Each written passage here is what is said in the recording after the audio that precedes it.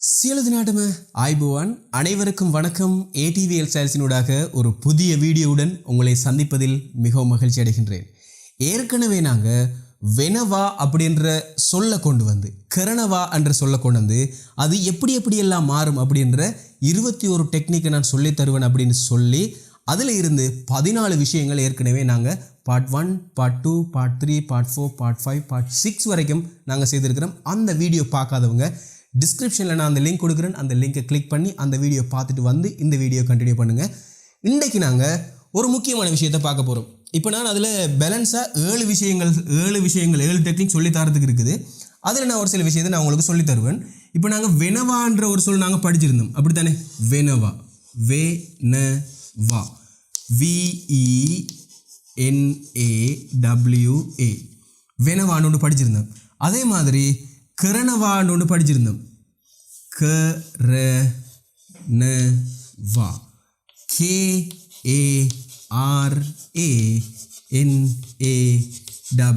கரணவான்னு படிச்சிருந்தோம். இப்போ இந்த கரணவாவில் இந்த வாவை வெட்டியாச்சு.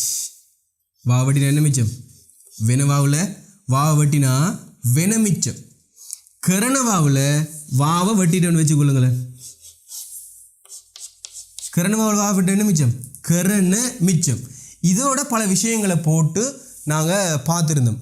மெயினாக இந்த கொட்டை என்ற ஒரு சொல்லை நாங்கள் பார்த்துருந்தோம். கொட்டை, KOTA, கொட்டை. கொட்டை என்று சொன்னால் இதுக்கு என்ன அர்த்தம்? போதுன்னு அர்த்தம். இப்போ வெனக்கோட்டை ஆகும்போது கரணக்கோட்டை செய்யும்போது அப்படின்ற மீனிங்கள் இதில் தந்துருந்துச்சு. இப்போ நம்ம இதுக்கு ஒரு சின்ன உதாரணங்களை பார்ப்போம். இப்போ அஸ்ன்னு ஒரு சொல் ஒன்று இருக்குது. என்னது? அஸ், AS, அஸ்ன்னு எடுத்துக்கொள்ளும். அஸ்ன்னு சொன்னால் விலகிறது அல்லது ஒதுங்குறது அப்படின்ற மீனிங். இப்போ அஸ் வெனக்கோட்டை அப்படின்னு என்ன அர்த்தம்? ஒதுங்கும்போது அல்லது விலகும்போது அப்படின்னு சொல்லும்போது அஸ்வென கோட்டை. அப்போ அஸ்கரண கோட்டைன்னு சொன்னால் ஒதுக்கும்போது அல்லது விலக்கும் போதுன்னு சொல்ல போக்கில் அஸ்கரண கோட்டை. இப்போ சத்துட்டுன்னு ஒரு சொல் இருக்குது. சத்துட்டுன்னு என்ன அர்த்தம்? சத்துட்டு என்று சொன்னால் SATHUTU, சத்துட்டுன்னு சொன்னால் சந்தோஷம் அப்படின்னு அர்த்தம். சத்துட்டு என்றால் சந்தோஷம் அர்த்தம். அதே மாதிரி தரஹா, தரஹான்னு சொன்னால் கோபம் என்று அர்த்தம். THARAHA, தரஹா. அதே மாதிரி தரஹான்னு சொன்னால் கோபம் என்று அர்த்தம். அதே மாதிரி புதுமைன்னு ஒரு சொல் இருக்குது. புதுமை, PUDHUMA,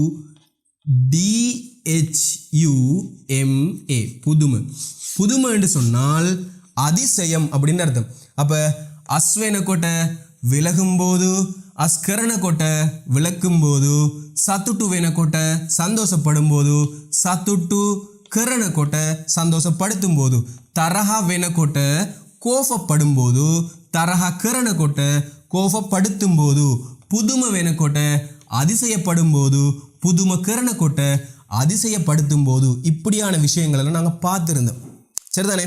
இன்றைக்கும் நாங்கள் முக்கியமான சில விஷயங்கள் பார்க்க போகிறோம். வீடியோவுக்கு போகிறதுக்கு முன்னால் இன்னும் நீங்கள் நம்ம சேனலை சப்ஸ்கிரைப் பண்ணாமல் இப்போ தான் புதுசாக நம்ம சேனலை பார்க்குறீங்க என்றால் இப்போவே சப்ஸ்கிரைப் பண்ணிக்கொள்ளுங்க. கூடவே அந்த பெல் பட்டனை கிளிக் பண்ணிக்கொள்ளுங்க.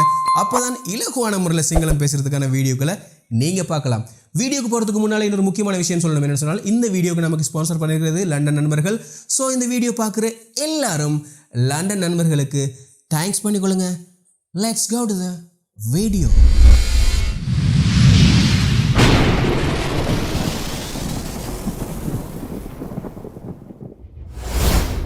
ஓகே, நாங்கள் வீடியோக்குள்ளே வந்துட்டோம்.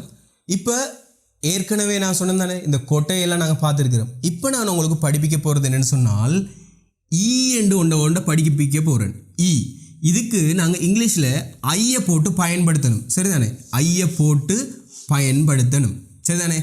இன்னும் ஒன்று இருக்குது. என்னென்னு சொன்னால் இத்தின்னு ஒன்று இருக்குது.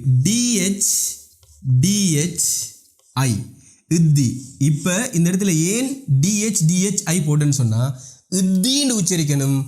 ஆனால் இதை வந்து டிடிஐ போட்டால் இட்டின்னு உச்சரிப்பாங்க. அதனால தான் இத்தின்னு வாசிக்கிறதுக்காக வேண்டி டிஹெச்ஐ போட்டுக்கிறேன். அப்போ நல்லா வாசிக்கணும். இது ஐன்ற சவுண்டு வருது, இது வந்துட்டு இத்தின்ற சவுண்ட் வருது. ரைட். இப்போ நாம் இந்த எந்த ஒரு வினைச்சொல்லையும் கொண்டு வந்து வென என்ற சொல்லோட இந்த வாவை மட்டும்தான் வெட்டி இருந்தோம். இப்போ நாங்கள் என்ன செய்ய போகிறோம்டா, இந்த நவா இந்த நேயையும் சேர்த்து வெட்ட போகிறோம். இப்போ என்ன மிச்சம், வெனவாவில் நவா வெட்டுப்பட்டுட்டு என்ன மிச்சம், வே மிச்சம். இங்கிலீஷில் பாருங்கள் விஇ மட்டும்தான் மிச்சம். இப்போ இந்த கரணவாவில் இந்த நாவை வெட்ட போகிறோம். அப்போ நவாவை வெட்டியாச்சு ஃபுல்லாக. இந்த இடத்துல நாவை வெட்டினா என்ன மிச்சம், கேஆர்ஏ கர என்று இருக்குது. சிங்களத்தில் கயன்ன ரயன்ன கர என்று இருக்குது, இங்கே வே என்று இருக்குது. இப்போ இந்த வேயோட இந்த ஈய போட்டால் அது இப்போ இல்லை, அது எதிர்காலத்தை குறிக்கும். ரைட் தானே, எதிர்காலத்தை குறிக்கும். இன்னும் இல்லை, இதுக்கு பிறகுதான் இது ஆக போகுது அப்படின்னு அர்த்தம். உதாரணமாக அஸ்வைன்னு சொன்னால் ஒதுங்குவாங்க, ஒதுங்கும் அப்படின்னு அர்த்தம். யாரோ ஒருத்தர் ஒதுங்க போகிறாங்க, ஒதுங்குவாங்க அல்லது ஒதுங்கும்னு சொல்லி தானாக நடக்கும்போது அஸ்வை ஒதுங்கும். இன்னும் நடக்கலை, இதுக்கு பிறகு நடக்கலாம். சத்துட்டுவை சந்தோஷப்படுவாங்க, தரஹவை கோபப்படுவாங்க, புதுமவை அதிசயப்படுவாங்க, இன்னும் நடத்தல. அப்போ இது கரணவான்ற செய்யப்படுற ஒன்று தானே. அப்போ அஸ்கராய் ஒதுக்குவாங்க, அஸ்வை ஒதுங்குவாங்க, அஸ்கராய் ஒதுக்குவாங்க. சத்துட்டுக்கராய் சந்தோஷப்படுத்துவாங்க, சத்துட்டு வெயின்னு சொன்னால் சந்தோஷப்படுவாங்க, சத்துட்டுக்கராய் சந்தோஷப்படுத்துவாங்க. தரஹாவை கோவப்படுவாங்க, தரஹாக்கராய் கோவப்படுத்துவாங்க. புதுமவை அதிசயப்படுவாங்க, புதுமக்கராய் அதிசயப்படுத்துவாங்க அப்படின்ற மீனிங்கை இது தருது. விளங்கிட்டு தானே, இந்த ஈ விளங்கிட்டு தானே, இது எதிர்காலத்தை குறிக்கும். இன்னும் நடக்கல, இதுக்கு பிறகுதான் அது நடக்க போகுது. அந்த சந்தர்ப்பத்தில் இந்த ஈயை போட்டு பயன்படுத்தலாம். அடுத்தது இன்னொரு முக்கியமான விஷயம் என்னன்னு சொன்னால், இத்தின்னு சொன்னால் நாங்கள் இதை கேண்டு பயன்படுத்தும். ஹைக்கன்னு வரும். என்ன சார் ஹைக்கன்னு சொல்கிறீங்க, அப்படி ஒன்று எங்களுக்கு தெரியாதே அப்படின்னு யோசிக்கிறீங்க தானே. அதாவது நான் சாப்பிடும்போது, என்னது சாப்பிடும் போது, இந்த இடத்துல சவுண்ட் வருதா, சாப்பிடும் போது இன்னொன்று வருது, போது. சரிதானே, தமிழை விளங்கணும், அப்போ தான் நமக்கு சிங்களம் விளங்கும். சரி, இப்போ நான் கதைக்கிறேன் தானே, கதைக்கும் போது என்று வந்திருக்குது, கதைக்கும் போது. இப்போ நீங்கள் கேட்குறீங்க தானே, கேட்கும் போது வந்திருக்குது, போது கேட்கும் போது.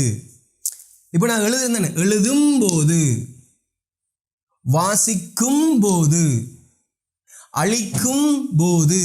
அப்போ இந்த போது என்று சொல்கிற சந்தர்ப்பத்தில் தான் நாங்கள் இந்த கொட்டையை பயன்படுத்தி இருக்கிறோம். சரிதானே, இந்த கொட்டையை பயன்படுத்தும் போது எந்த ஒரு வினைச்சொல்லையும் ந வந்து தான் வரும். இந்த இடத்துல இந்த வாவை மட்டும்தான் வெட்டுற, நவா வெட்டுறல்ல, வாவை மட்டும்தான் வெட்டித்தான் நாங்கள் என்ன செய்வோம், இந்த கோட்டையை போடுவோம். அப்போ வெனக்கோட்டை ஆகும்போது, அப்போ அஸ்வெனக்கோட்டை ஒதுங்கும் போது, சத்துட்டு வேணக்கோட்டை சந்தோஷப்படும் போது, தரஹா வேணக்கோட்டை கோவப்படும் போது. நாங்கள் பார்த்து தானே ந வந்திருக்குது. அந்த ந வந்தால் இந்த வார சந்தர்ப்பத்தில் நேயை போட்டு பயன்படுத்தணும். சரிதானே. இப்போ இந்த இம்போதுன்றதை நாங்கள் ஹைக்கன்னு பயன்படுத்துவோம். உதாரணமாக நான் கதைக்கிறேன் தானே, கதைக்கும் போது கதை கேட்க என்று வரும். நான் கதைக்கும் போது குறுக்க கதைக்காதீங்க, நான் கதை கேட்க குறுக்க கதைக்காதீங்க, ரெண்டு மூன்று தான். கதைக்கும் போது கதை கேட்கன்னு எடுத்துருக்கிறோம். நான் நடக்கும்போது நீங்களும் வாங்க, நான் நடக்கும்போது நீங்களும் வாங்க, நான் நடக்க நீங்களும் வாங்க, ரெண்டு மூன்று தான். நான் சாப்பிடும்போது பார்த்து கொண்டிருக்காதீங்க, நான் சாப்பிடும் போது பார்த்து கொண்டிருக்காங்க, நான் சாப்பிடைக்க பார்த்து கொண்டிருக்காங்க. அப்போ சாப்பிடும்போது சாப்பிடைக்கையாக மாறி இருக்குது, கதைக்கும் போது கதைக்கையாக மாறி இருக்குது, நடக்கும்போது நடக்கைக்கன்னு மாறி இருக்குது. இந்த கைக்கன்னு வந்திருக்கா, அதுக்குத்தான் நாங்கள் இத்தி இன்னொன்று போடுவோம். சிங்களம் கதைக்கும் போது சிங்களவர்கள் இந்த இத்தியை பயன்படுத்துவாங்க. இந்த இத்தின்னா என்னன்றதை குழம்பி கொள்ளக்கூடாது, இதை நீங்கள் விளங்கணுன்றதுக்காக தான் நான் கூட இருக்கிறேன். ஆனால் ஒரு ரூல்ஸ் இருக்கு, என்னன்னு சொன்னால் இந்த கொட்டை போடும்போது எந்த ஒரு வினைச்சொல்லையும் நான் வந்திருக்கும், வா மட்டும்தான் கடைசியில் வெட்டுப்படும். இத்தி போடும்போது வா மட்டும் இல்லை, நாவும் சேர்ந்து நவாண்டு வெட்டுப்படணும். இந்த ஈய போடுறது தானே, வெயின்னு மாற்றணும் தானே, அதை மாதிரி நவா வெட்டித்தான் இத்தியை போடணும். அது ஹைக்க அப்படின்னு விளங்கும். சரி, இப்போ உங்களுக்கு நான் இந்த இதையும் விளங்கப்படுத்திட்டு உங்களுக்கு ஒரு சில வினை சொற்களை போட்டு நான் அதை விளங்கப்படுத்தி காட்ட போகிறேன். இப்போ அஸ் வெத்தி, விலகைக்க, சத்துட்டு வெத்தி, சந்தோஷப்படைக்க, தரஹா வெத்தி, கோவப்படைக்க, புதுமை வெத்தி, அதிசய படைக்க.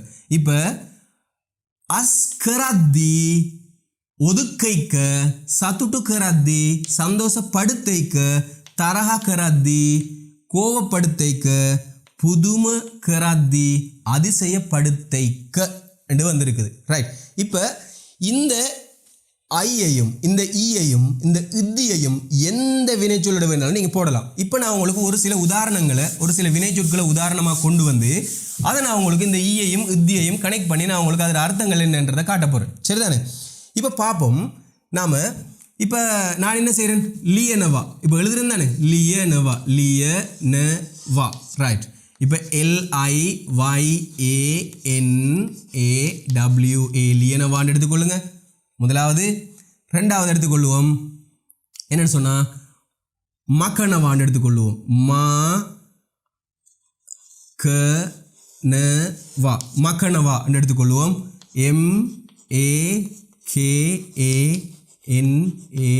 MAKANAWA மக்கனவா மூன்றாவது எடுத்துக்கொள்ளும் ரைட் இந்த மக்கனவான்ற சொல் இருக்கு தானே இது KA வந்திருக்குது இது மகனவாண்டு வாசிக்க கூடாது இப்போ மகனவாண்டு எடுப்போமே மூன்றாவது நாங்கள் மஹனவா மகனவாண்டு சொன்னால்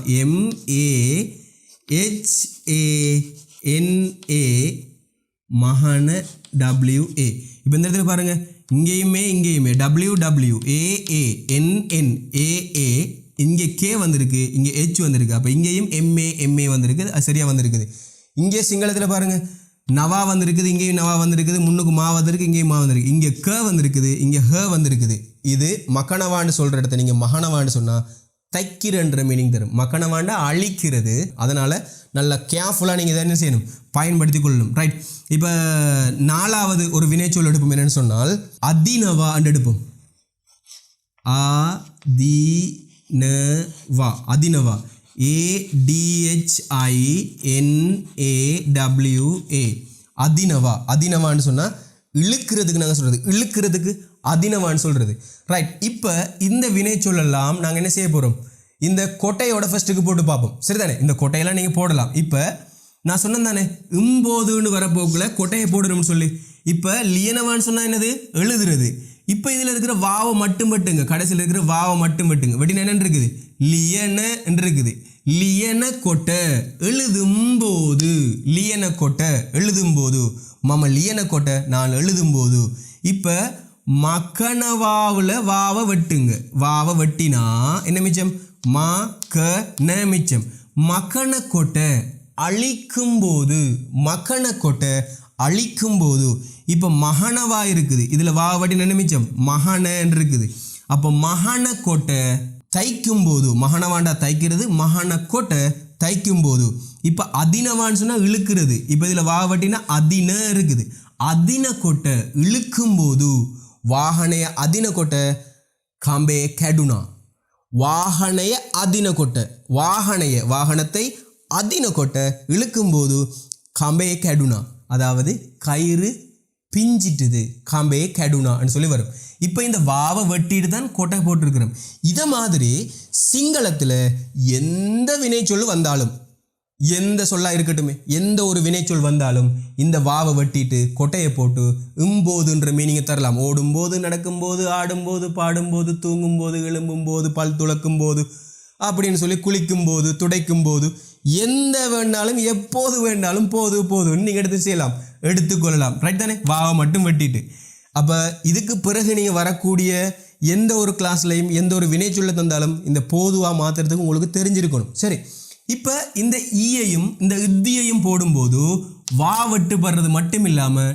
நாவும் சேர்ந்து வெட்டுப்படணும் இப்போ நவா வெட்டுப்பட்டுட்டு எல்லாத்துலேயும் நவா வெட்டிட்டு வருவோம் லியனவாவில் நவா வெட்டினா லிய மிச்சம் மக்கனவாவில் நவா வெட்டுவோம் மக மிச்சம் இங்கேயும் நவா வெட்டி விடுவோம் மக்க அதே மாதிரி மகனவாவில் மக மிச்சம் நவா வெட்டினா மகன்றது தான் மிச்சமாக வந்துருக்குது பாருங்கள் வெட்டியாச்சு அதே மாதிரி அதினவாவில் நவா வெட்டினா அதி மிச்சம் இப்போ இந்த இடத்துலையும் நவா வெட்டி விடுவோம் அதி மிச்சம் இப்போ இந்த ஈய போட்டால் அது எதிர்காலத்தை குறிக்கும் இப்போ லியனவாவோட ஈய போட்டா இப்போ LIYA இருக்கா LIYA இருக்கா இந்த ஐயை தூக்கி கொண்டு போடுங்க என்னென்னு இருக்கு லியாஇ லியாய் அப்போ லியாயின்னு சொன்னால் எழுதுவாங்க, இன்னும் எழுதல, எதிர்காலத்தில் யாரா வேணா இருக்கு. மல்லி லியாய், தம்பி எழுதுவான், அம்மா லியாய், அம்மா எழுதுவாங்க, குருவரையா லியாய், ஆசிரியர் எழுதுவார், சிஷ்யா லியாய், மாணவன் எழுதுவான், யாரு வேணாலும் எழுதலாம்.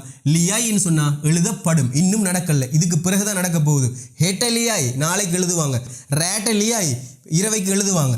அப்போ மக்கன்னு இருக்கு இந்த இடத்துல. மக்கையோட ஐய போட்டு பாருங்க, மக்காய் அழிப்பாங்க, இன்னும் அழிக்கல, இதுக்கு பிறகுதான் அழிப்பாங்க. மக்காயின்னு சொன்னா அழிப்பாங்கன்னு அர்த்தம். அப்போ மகாய் தைப்பாங்க, இன்னும் தைக்கல. மஹாய் අද හවසට මහයි අද හවසට ඔයාගේ ඇඳුම මහයි අද හවසට இன்றைக்கு பின்னரம் ඔයාගේ ඇඳුම உங்களுடைய ஆடையை மஹாய் தைப்பாங்க. இப்போ அதினவா இருக்கு தானே, அதி இழுப்பாங்க. எயா வாகனே அதி, ஒயா டிரைவ் கரன்னு, அவர் வாகனத்தை இழுப்பார். இன்னொரு வாகனத்தில் கட்டி இன்னொரு வாகனத்தை இழுக்கிறது தானே. எயா வாகனே அதி, ஒயா டிரைவ் கரண்ட, ஒயா ஸ்டேரினை கல்ல கண்ட, நீங்கள் ஸ்டேரினை பிடிச்சிக்கொள்ளுங்க. எயா அதி, அவர் இழுப்பார், இன்னும் இழுக்கல. அப்போ இழுக்கப்படும் எதிர்காலத்தில் சொல்லும்போது அதி என்று நாங்கள் பயன்படுத்தலாம். இப்போ நான் சொல்லியிருந்தேன், இந்த கொட்டை பயன்படுத்தும் போது தமிழில் நாங்கள் இம்போதுன்னு பயன்படுத்துவோம். இழுக்கும் போது, இப்போ எழுதும் போது, அழிக்கும் போது, தைக்கும் போது, இழுக்கும் போதுன்னு வருது, இம்போதும் போது. அப்போ லியன கொட்டை, மக்கன கொட்டை, மகான கொட்டை, அதின கொட்டை வந்திருக்குது. இப்போ இந்த க வரப்போக்கில் இந்த வந்திருக்கா, இழுக்கும் போது இழுக்கைக்க, அப்போ இம்போது கைக்கன்னு வந்திருக்கு, இந்த வரல. அதே மாதிரி தான் இந்த இத்தி வார சந்தர்ப்பத்தில் இந்த ந வராது, சரிதானே. அப்போ லியனவாவில் நவா வெட்டுப்பட்டா லியத்தி எழுதைக்க, மகத்தி அழிக்கைக்க, மஹத்தி தைக்கைக்க, அதித்தி இழுக்கைக்க, மங் அதித்தி ஒயாத் அதின்னு, நான் இழுக்கைக்க நீங்களும் இழுங்க. அப்போ இந்த நாவை போட்டு கொட்டையும் போடலாம், மாமா அதின கொட்டை ஒயாத் அதின்னு, நான் இழுக்கும்போது நீங்களும் இழுங்க சொல்லலாம். அப்போ மாமா அதித்தி ஒயாத் அதின்னு, நான் இழுக்கைக்க நீங்களும் இழுங்க. இப்போ மகான கோட்டை, மாமா மகான கோட்டை சத்தக்கரான்னைப்பா, நான் தைக்கும்போது சத்தப்படுத்த வேண்டாம்னு சொல்கிறோம். அப்போ மஹத்தின்னு பயன்படுத்தலாம், மகான கோட்டைன்னு சொல்லலாம், மஹத்தின்னு சொல்லலாம், ரெண்டும் ஒரே மீனிங் தான், ஆனால் பயன்படுத்துகிற விதங்கள் வேறு. இது உங்களுக்கு விளங்கி இருக்கணும். இப்போ நான் படிச்சிருந்தேன் இந்த விஷயத்தில் இருந்து, இந்த இத்தி இந்த கோட்டை விளங்கிச்சு அப்படின்னு சொன்னால், இத்தின்டா என்னென்னு விளங்கிச்சு, கொட்டைண்டா என்னென்னு விளங்கிச்சு, இத்திக்கு என்ன செய்யணும், கொட்டைக்கு என்ன செய்யணும்னு கட்டாயம் நீங்கள் இந்த வீடியோக்குள்ள கமெண்ட் பண்ணணும், சரிதானே. ரைட். அடுத்ததா, இந்த வீடியோ ஏற்கனவே நான் சிங்களம் கொஞ்சம் கொஞ்சம் தெரியும் சார், ஆனால் இப்போ தான் புதுசாக ஒரு விஷயத்தை நான் படிச்சிருக்கிறேன் அப்படின்னு சொன்னால் எக்ஸலண்ட் அப்படின்னு சொல்லி நீங்கள் கட்டாயம் எனக்கு கமெண்ட் பண்ணுங்கள், சரிதானே. இப்போ புதுசாக இப்போ தான் நீங்கள் புதுசாக ஃபஸ்ட்டாக நீங்கள் இந்த வீடியோ பார்க்குறீங்க அப்படின்னு சொன்னால் நீங்களும் எனக்கு கமெண்ட் பண்ணுங்கள், நான் ஒரு புதிய ஆள் சார் உங்களோட யூடியூப் சேனலுக்கு அப்படின்னு சொல்லி நீங்கள் கமெண்ட் பண்ணி விடுங்க. ஸோ இந்த வீடியோ உங்களுக்கு பிடிச்சிருக்கும் அப்படின்னு நினைக்கிறேன், ரொம்ப பிரயோசனமாக இருக்கும் அப்படின்னு நினைக்கிறேன். இப்போ நான் இந்த 7 விஷயத்தில் 2 விஷயத்தை உங்களுக்கு விளங்கப்படுத்துகிறேன். கொட்டைன்றது ஏற்கனவே நாங்கள் படிச்சிட்டோம், அதனால் இது சேர்க்கிறல்ல. இந்த 7 விஷயத்தில் நாங்கள் இப்போ 2 படிச்சிருக்கிறோம், அப்போ பேலன்ஸாக 5 இருக்குது. அடுத்ததாக நான் இன்னும் ஒரு சுவாரஸ்யமான ஒரு கண்டென்ட்டோட மிக விரைவில் உங்களை நான் சந்திக்கிறேன். முக்கியமான ஒரு விஷயம் சொல்லணும், என்னென்னு சொன்னால், நம்ம ஆன்லைனில் கிளாஸ் நடத்துகிறோம். எழுத பழகணுமா, நாங்கள் படித்து தரோம். கதைக்க பழகணுமா, நாங்கள் படித்து தரோம். ஸ்கூல் பாடங்கள் படிக்கணுமா பிள்ளைகளுக்கு, அதையும் நாங்கள் படித்து தருவோம். நீங்கள் ஆன்லைன் கிளாஸில் சேர்ந்து விரைவாக படிக்கணும் அப்படின்னு சொன்னால் அதில் ஃபீஸ் கட்டி தான் படிக்கணும். இங்கேனா ஃப்ரீயாக தான் படித்து கொடுக்கணும், இதில் எந்த விதமான கட்டணங்களுமே தேவையில்லை, நீங்கள் ஃப்ரீயாக படிக்கலாம். அது எனக்கு டைமை செலவழித்து என்ன நேரத்தை செலவழித்து நான் படிப்பிக்கிறதுனால நான் உங்கள்கிட்ட ஒரு ஃபீஸ் ஒன்று வாங்கிட்டு தான் நான் படிப்பேன். உங்களுக்கு அந்த கிளாஸில் சேர்ந்து படிக்கணும் அப்படின்னு விரும்பினீங்கன்னு சொன்னால் 0777484456 இந்த வாட்ஸ்அப் இலக்கத்தை தொடர்பு கொண்டு உங்களோட டீட்டெயில்ஸை நீங்கள் பெற்றுக்கொள்ளலாம். அடுத்த வீடியோவில் சந்திப்போம். அனைவருக்கும் வணக்கம். செல்வரான மைபவான் சைனிங் ஆஃப்.